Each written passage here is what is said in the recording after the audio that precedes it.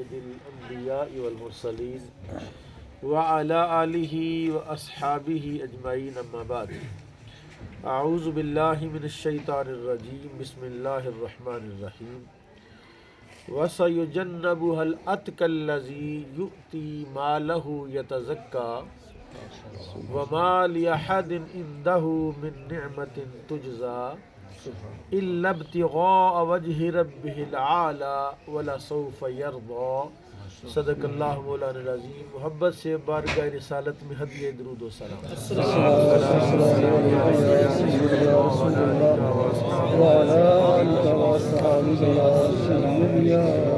باب گرامی، آپ کا اور میرا ہم سب کا وقت بہت قیمتی ہے، اور اس کی قیمت کو جناب صدیق اکبر رضی اللہ تعالیٰ عنہ نے بیان فرمایا۔ آپ نے فرمایا کہ موت کے سلسلے میں ہم سب دوسروں کی موت کا سوچتے ہیں کہ وہ مر گیا، وہ فوت ہو گیا، اس کا ہارٹ اٹیک ہو گیا، اپنی موت کا کبھی ہم نے سوچا نہیں۔ آپ فرماتے ہیں کہ اگر تو کامیاب ہونا چاہتا ہے بحیثیت مومن مسلمان، ازالۃ الخفا میں شاہ ولی اللہ نے نقل کیا اس روایت کو، آپ فرماتے ہیں ایک ہے لمحہ موجود جس میں میں اور آپ بیٹھے ہوئے، اور ایک ہے لمحہ موت جو کسی کو علم نہیں ہے۔ فرماتے اس کے درمیان کے جو لمحات ہیں، اگر تم ان لمحات کو اللہ کے کاموں پر لگا دو تو کائنات کی ہر شے تمہاری غلامی کرے گی۔ جناب صدیق اکبر رضی اللہ تعالیٰ عنہ بارگاہ رسالت میں حاضر ہوئے صلی اللہ علیہ وسلم میں۔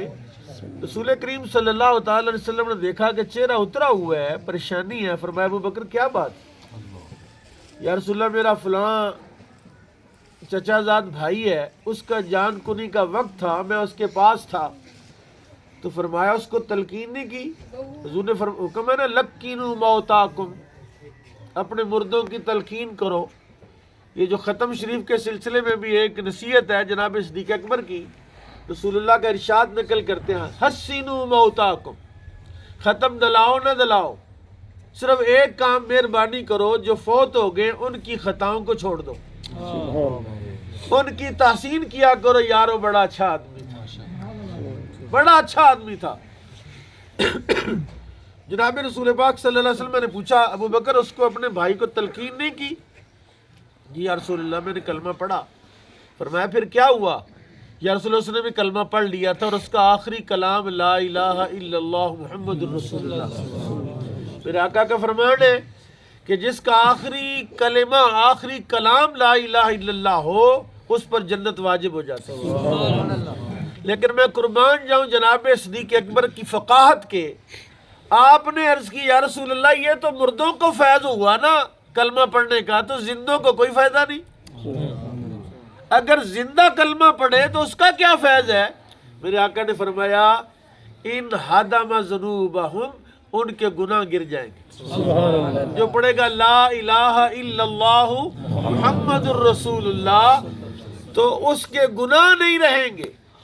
2 بار رسول اللہ صلی اللہ علیہ وسلم نے جناب صدیق اکبر کے سوال پر یہ فرمایا اس کے گناہ گر جائیں گے، اس کے گناہ گر جائیں گے۔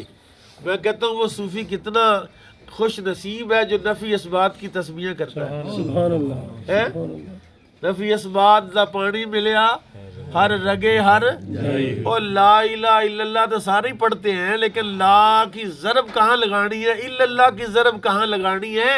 یہ تو صوفی کا کام ہے نا بتائے۔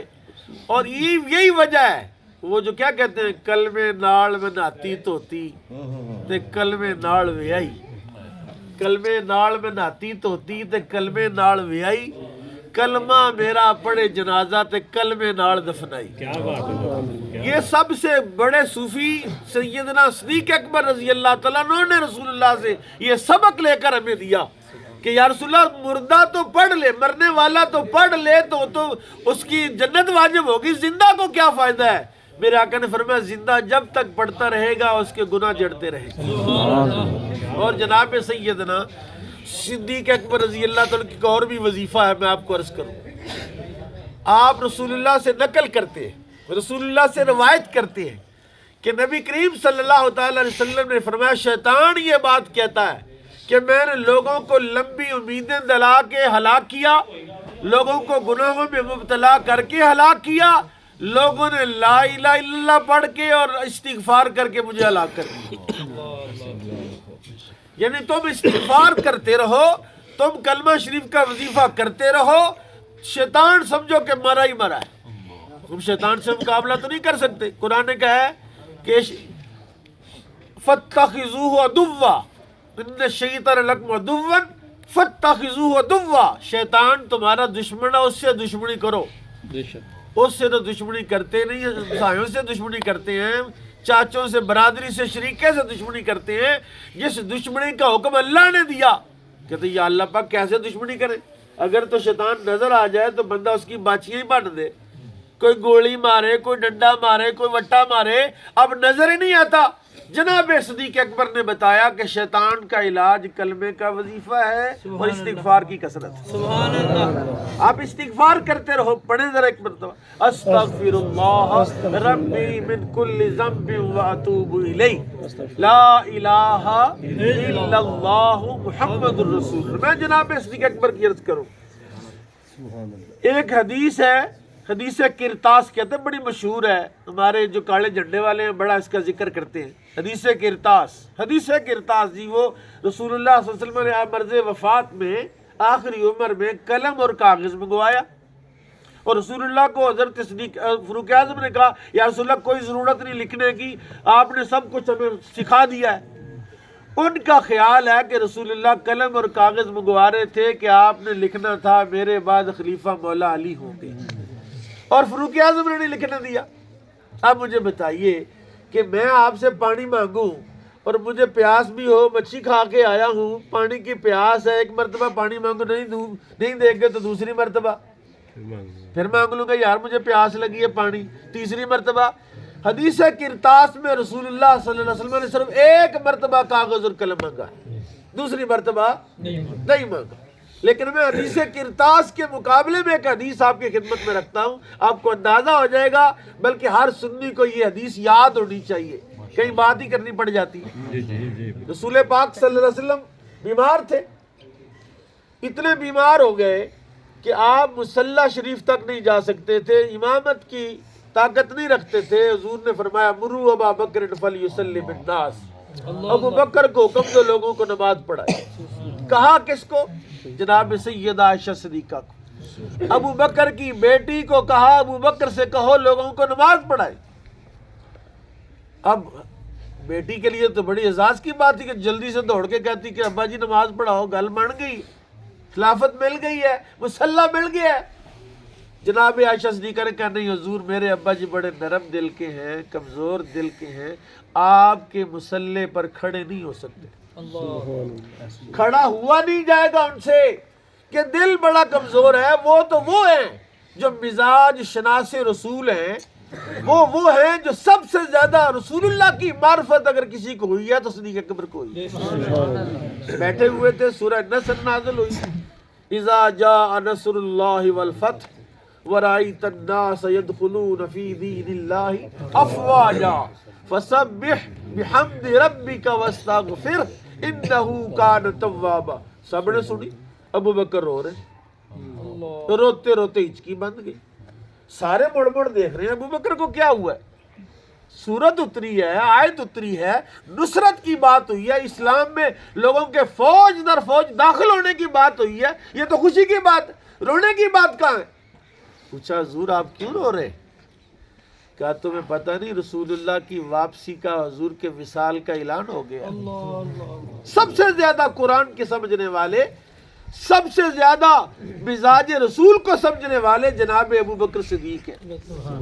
جناب اماں جی نے کہا سیدہ عائشہ صدیقہ نے یا رسول اللہ کسی اور سے کہیں میرے ابا جی کو چھوڑیں۔ حضور نے فرمایا نہیں مروا ابا بکر فلیصلی، دوسری بار ہو گیا ہے۔ حدیث کرتاس میں ایک ہی بار کہا تھا قلم کاغذ لاؤ میں لکھوں، میں لکھوا دوں، یہاں دوسری بار ہوا، انکار ہوا۔ جناب سیدہ عائشہ صدیقہ رضی اللہ تعالیٰ، پتہ کون ہے عائشہ؟ جن کی پاک دامنی میں اللہ نے قرآن کی 17 آیتیں اتاری. ہے کوئی مائی کا لال جو قرآن کا مقابلہ کرے؟ لوگ گلاں کرتے ہیں کہ جناب مجلس ہو گئی، مجلس کینڈ آ گیا، اب کوئی الٹی سیدھی باتیں کرنی ہے، کیمرے بند کرو اور سپیکر بند کر دو، واہیاتی کرنی ہے. کہا نہیں، ابو بکر کی بیٹی وہ ہے جس کی حمد میں، جس کی مدح میں، جس کی پاک دامنی میں اللہ نے قرآن کی 17 آیتیں اتاری ہیں. سبحان اللہ. اور جس دن اتری نا، سید عائشہ صدیقہ کہتی ہیں مجھے یقین تھا کہ اللہ میری براعت اور اللہ میری پاک دامنی بیان کرے گا، لیکن مجھے اتنا یقین نہیں تھا کہ اللہ قرآن ہی اتار دے گا. وہ عائشہ کہتی یا رسول اللہ کسی اور سے کہیں کہ نماز پڑھائے، میرے ابا جی بڑے کمزور دل کے ہیں. اب تیسری مرتبہ رسول اللہ نے فرمایا مروا ابا بکر فلیصلی بالناس، ابو بکر کو حکم دو لوگوں کو نماز پڑھائے. جناب اما جی نے پھر عرض کر دیا حضور نہیں کسی اور کو کہیں. اب جملہ سنے رسول اللہ کا کیا ہے، اور اس کا حدیث کرتا سے ذرا تقابل تو کروائیں. چوتھی مرتبہ زبان رسالت سے نکلا یا باللہ ورسولہ والمؤمنون. عائشہ تو کہتی ہے کسی اور کو کہوں اللہ نہیں مانتا، یا باللہ اللہ نہیں مانتا، انکار کرتا ہے اللہ، ورسولہ اور اس کا رسول بھی نہیں مانتا ہے، اور مومن بھی نہیں مانتے ہیں کہ جس میں ابو بکر موجود ہو نماز کوئی اور پڑھائے. یہ ہیں وہ ابو بکر جن کی شان یہ ہے کہ ان کی موجودگی میں مصلی رسول پر کوئی کھڑا ہو، رسول اللہ کی یہ بات پسند نہیں اور اللہ کو یہ بات پسند. یہ ابو بکر صدیق وہ ہے. میرے آقا کا ارشاد ہے ما نفعنی مال احد قط ما نفعنی مال ابی بکر. کسی کے مال نے مجھے اتنا نفع نہیں دیا جتنا ابو بکر کے مال نے نفع دیا. اب مال تو رسول اللہ کو بڑوں نے پیش کیا، مال تو حضرت عبد الرحمن بن عوف نے بھی بڑا پیش کیا، مال تو حضرت عثمان غنی کے مال کی تو کوئی حد ہی نہیں ہے نا. کتنا کمال دیا رسول اللہ کی خواہش اور رسول اللہ کی رضا دیکھتے تھے فوراً مال کو پانی کی طرح بہانا شروع کر دیتے تھے. لیکن میرے آقا نے عثمان غنی کے مال کا ذکر نہیں کیا. فرمایا ما نفعنی مال احد، کسی کے مال نے مجھے اتنا نفع نہیں دیا، ما نفعنی مال ابی بکر، جتنا نفع ابو بکر کے مال نے مجھے دیا. یا رسول اللہ ابو بکر کا مال کو خاص مال ہے؟ کہا نہیں، مال تو برابر ہی ہوتا ہے، نیت خاص ہوتی ہے. فاروق اعظم کہتے ہیں رسول پاک صلی اللہ تعالی علیہ وسلم کی بارگاہ میں ہر بار ابو بکر بازی لے جاتے، ہر بار بازی لے جاتے. غزوہ تبوک کا موقع ہے، میں نے کہا آج نہیں جانے دوں گا، آج میں ابو بکر سے ضرور سبقت لے جاؤں گا. کہتے ہیں میں نے آدھا مال گھر رکھا، آدھا چھوڑ دیا، رسول اللہ کی بارگاہ میں ڈھیر لگا دیا. فرمایا ما بقیت لأہلک یا عمر، عمر گھر والوں کے لیے کیا چھوڑا؟ فرمایا عرض کی یا رسول اللہ نصف لہم، آدھا ان کے لیے دیا اور آدھا آپ کی خدمت میں لے آیا. کہا میں اب انتظار کر رہا تھا ابو بکر آئے اور پتہ چلے. ابو بکر آئے اور سارا ہی مال اٹھا کے لے آئے، سوئی بھی نہیں چھوڑی گھر میں، قمیض بھی اتار کے پیش کر دی، سب کچھ دے دیا. اور رسول اللہ نے پوچھا ما بقیت لأہلک یا ابا بکر، ابو بکر گھر والوں کے لیے کیا چھوڑ کے آیا؟ کہا بقیت لہم اللہ ورسولہ. یا رسول اللہ گھر میں اللہ اور اس کے رسول کے علاوہ کوئی شے نہیں بچی، سب کچھ لے آیا ہوں. ابو بکر صدیق رضی اللہ تعالیٰ کے بارے میں فاروق اعظم نے کہا اس دن میں نے فیصلہ کر لیا ابو بکر سے آگے نہیں. حضرت سید عائشہ صدیقہ رضی اللہ تعالیٰ کہتی ہیں چاندنی رات تھی، میرے گھر کا صحن ہے، میرے شوہر نامدار کائنات کے سب سے افضل و اعلیٰ، سب سے اولا و اعلیٰ ہمارا نبی، وہ میری گود میں سر رکھ کے لیٹے ہوئے ہیں، ہم باتیں کر رہے ہیں. میں نے پوچھا رسول اللہ آسمان میں ستارے چمک رہے ہیں تو کیا ان ستاروں کی تعداد کے برابر بھی کسی کی نیکیاں ہیں؟ حضور نے فرمایا ہاں، عمر فاروق کی نیکیاں آسمان کے ستاروں کے برابر، عمر کی نیکیاں آسمان کے ستاروں کے برابر ہے. عرض کیا کہ میرا ارادہ ویسے اپنے ابا جی کے بارے میں تھا، جناب صدیق اکبر کے بارے میں تھا کہ ان کی نیکیوں کا آپ ذکر کرتے. فرمایا عائشہ کیا بات کرتے، عمر کی ساری نیکیاں ابو بکر کی ایک رات کی نیکی کا مقابلہ نہیں. سبحان اللہ. وہ ایک رات کی نیکی کیا ہے پتہ ہے؟ حالانکہ غار ثور میں 3 راتیں رسول اللہ نے قیام کیا ہے. کتنی راتیں؟ 3. لیکن افضل رات ایک رات، قیمتی رات ایک رات ہے، اور وہ کون سی رات تھی؟ وہ رات تھی جب ابوبکر صدیق رضی اللہ تعالیٰ عنہ نے رسول اللہ صلی اللہ تعالیٰ علیہ وسلم پر اپنی جان کو قربان کر دیا۔ کیسے؟ کہ حضور غار میں اندھیرا ہے، رات کا وقت ہے، اندر کوئی بلائی نہ ہو، اندر کوئی کیڑا ہی نہ ہو، اندر کوئی آپ کو اذیت دینے والی چیز نہ، پہلے ابوبکر جائے گا، آپ پیچھے کھڑے ہو۔ ابوبکر پہلے نیچے اترے اور جا کے اس کو صاف کیا، اور جب اس کو صاف کر لیا کہا یہ نیکی ہے جو کائنات کی سب سے قیمتی نیکی ہے۔ کہتے ہیں غار کے اندر تھا، پیاس لگی، میں نے عرض کیا رسول اللہ پیاس ہے، فرمایا اذهب الى صدر الغار فاشرب، غار کے دروازے پر جا کے پانی پی لو۔ چھوٹا سا غار ہے، 5x5 کا ہے، میں وہاں گیا ہوں، آپ بھی جائیں۔ نیچے اترے اور پرلی طرف بالکل بڑا سا گڑھا ہے اور نیچے ہزاروں فٹ کی گہرائی ہے، اس طرف جو ہے اوپر سے نیچے۔ حضور نے فرمایا اذهب الى صدر الغار، غار کے منہ پر جا کے پانی پی لو۔ کہتے ہیں چونکہ زبان رسالے سے نکلا تھا، میں یہ نہیں کہا کہ یا رسول اللہ غار تو منہ تو ادھر ہی ہے، ادھر تو پانی ہے نہیں۔ میں نے حضور کا حکم مانا، غار کے دروازے پر جب پہنچا تو ٹھنڈے میٹھے پانی کا چشمہ جاری۔ سبحان اللہ۔ میں نے پیا، جب میں نے پیا تو ابیض من اللبن، دودھ سے زیادہ سفید تھا، احلی من العسل، شہد سے زیادہ میٹھا تھا، اور کیا تھا؟ ابرد من الثلج، برف سے زیادہ ٹھنڈا تھا، اور کستوری سے زیادہ خوشبودار تھا۔ میں نے پیا، رات مار کے پیا، واپس آیا، فرمایا پیا ہے؟ یا رسول اللہ پی لیے۔ فرمایا جانتے ہو پانی کہاں سے آیا؟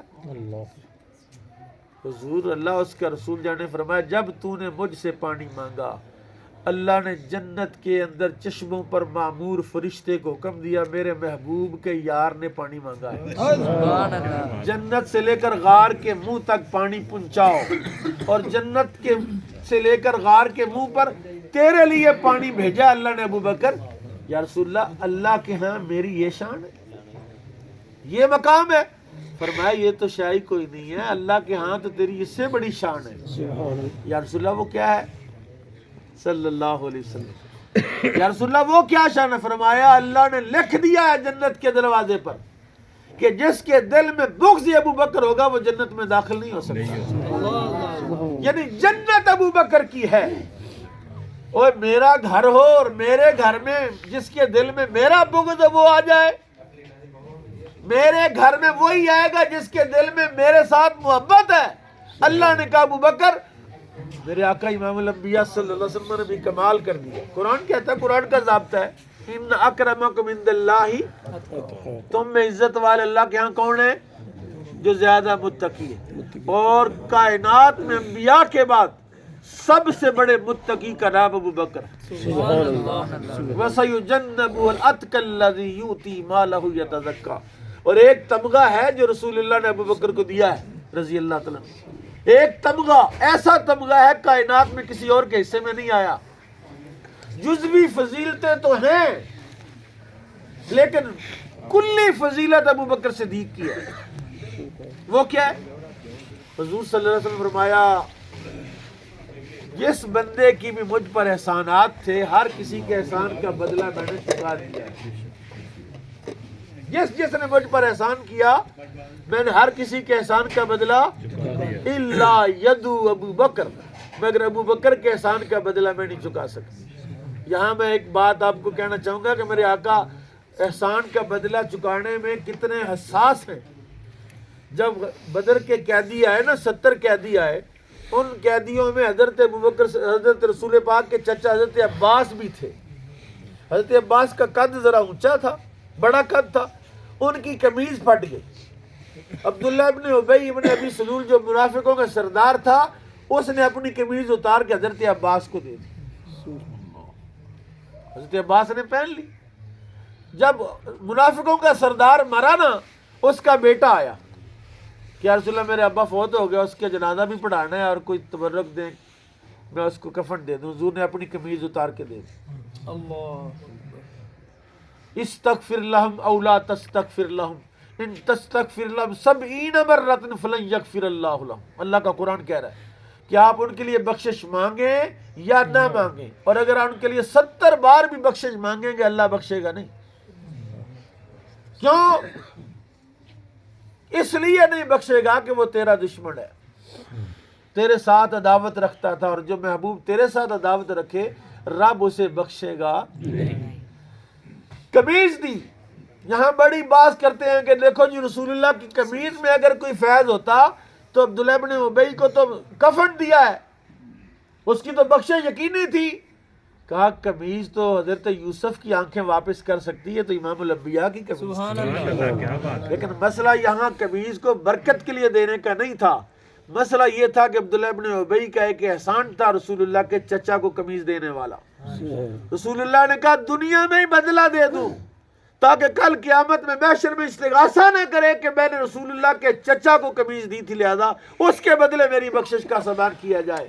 میرے آقا نے اپنی قمیض دے کر اس کا بدلہ بھی چکا دیا، اور فرمایا کسی کا احسان چھوڑا ہی نہیں میں نے الا ابو بکر، مگر ابو بکر کے احسانات کا بدلہ میں نہیں چکا سکا، اس لیے کہ قیامت میں میرا رب چکائے گا۔ دیکھیے نا یہاں امتیاز صاحب کے والد صاحب کا ختم پاک ہو رہا ہے، اور حضرت صاحب اگر کوئی بات کریں آپ سارے لوگ سنیں گے، میں کوئی بات کروں گا سارا تبڑی والا تو نہیں سنے گا نا، لیکن اگر سارا علاقہ جمع ہو جائے، حج کے موقع پر کوئی بات کی جائے، اور جب بدلہ تب دینا ساری انسانیت جب کٹھی ہوگی، مشرق سے مغرب شمال سے جنوب، اربوں خربوں نیلموں پدموں لوگ جمع ہوں گے، وہاں اعلان ہوگا ابو بکر کا یہ بھی احسان میرے نبی پر ہے، یہ بھی احسان میرے نبی پر ہے، اس کا یہ بدلہ ہے، اس کا یہ بدلہ ہے۔ کہتے ہیں فقط اتنا سبب ہے انعقاد بزم محشر کا، ان کی شان محبوبی دکھائی جانے والی ہے۔ میں نے کہا جہاں شان محبوبی دکھائی جائے گی وہاں شان صدیقیت بھی دکھائی جائے گی۔ اور سنیے کسی بھی نیکی کو گھٹیا اور کمتر نہیں سمجھنا چاہیے۔ یہ جو اتقا کا لقب ہے نا حضرت ابوبکر صدیق کو ملا ہے، اتقا سب سے بڑا متقی، یہ پتا کس نیکی پر ملا ہے؟ حضرت بلال، نہ تینوں میں نہ تیروں، اس زمانے کی بات کر رہا ہوں، اب تو ہمارے لیے وہ سر کا تاج ہیں، ہمارے ایمان کا حصہ ہیں، وہ سیدنا بلال ہیں، فاروق اعظم ممبر پر کھڑے ہو کر کے یا سیدنا بلال، لیکن اس وقت جب وہ غلام تھے، جب ان کو مارا جا رہا تھا، ان کو اذیت دی جا رہی، تب وہ نہ 3 میں نہ 13 میں، اور اس کم ترین غلام کو ابو بکر نے جو مال دے کر خریدا نا، تو اللہ نے بتایا کہ جو کم ترین پر مال خرچ کرے میں رب العالمین اس کو لقب ایسا دیتا ہوں، مقام ایسا دیتا ہوں جو سب سے بہترین ہو۔ اس لیے پتہ نہیں کون سی نیکی بڑی ہے اور کون سی نیکی چھوٹی ہے، نیکی کوئی چھوٹی ہوتی نہیں ہے۔ اور میں آخری بات کروں جناب صدیق اکبر رضی اللہ تعالیٰ عنہ کے حوالے سے، میرے کریم آقا امام الانبیاء ایک دن خواب بیان کر رہے تھے۔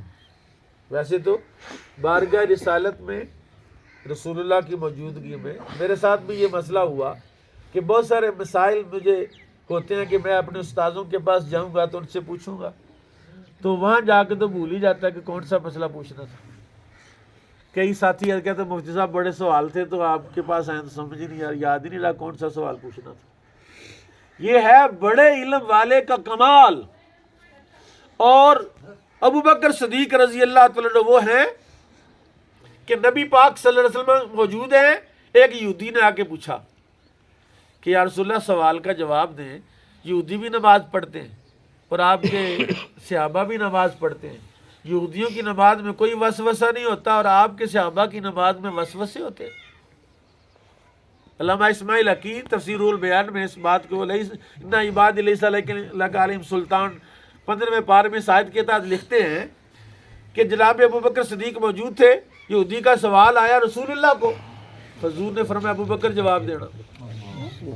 سوال تو رسول اللہ سے پوچھا ہے، جواب ابو بکر دے رہے ہیں اور حکم رسول اللہ کا ہے، کیونکہ حضور جانتے تھے میری نمائندگی اگر کوئی کر سکتا تو ابو بکر کر سکتا۔ ابو بکر نے کہا یہودی یہ بتا، ایک شخص ہو، ایک گھر ہو، کھنڈر ہو، ویران ہو، اس میں گرد و غبار ہو، اندھیرا ہو، اور دوسرے گھر میں مال دولت سونا چاندی ہو، بتا چور کدھر جائے گا؟ اس نے کہا جناب چور تو مال والے گھر ہی جائے گا۔ فرمایا پھر یہودی کا سینہ ویران کھنڈر ہے اور مومن کے سینے میں توحید کا خزانہ ہے، مومن کے سینے میں رسالت کا خزانہ ہے، تقوی کا خزانہ ہے۔ چور بار بار ادھر ہی آتا ہے۔ اور جناب سیدنا صدیق اکبر کی بات عرض کر رہا ہوں کہ حضور نے کہا میں نے خواب دیکھا ابو بکر میں جنت میں داخل ہو رہا ہوں۔ حضرت ابو بکر سے پوچھا یا رسول اللہ میں کدھر تھا؟ حضور آپ جنت میں جا رہے تھے تو میں کدھر تھا؟ کیونکہ ساری زندگی رسول اللہ کے ساتھ اگر دوسرا کوئی بندہ ہے تو ابو بکر ہے۔ حضور نے فرمایا ابو بکر تم مجھ سے پوچھ رہا ہے، خواب بیان کیا ہے کہ میں نے خواب میں جنت میں داخل ہوا، تو عرض کرنے کا مقصد تھا جناب ابو بکر صدیقہ کہ جب آپ جنت میں جا رہے تھے تو دوسرا تو میں نے ہونا تھا، تو میں کدھر تھا؟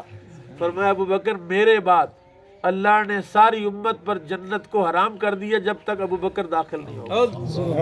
اللہ تعالیٰ امتیاز صاحب کے والد صاحب کی کامل بخشش فرمائے اور جناب سیدنا صدیق اکبر کے کمالات اور فضائل اور مناقب ہمیں یاد کرنے کی توفیق نصیب فرمائے۔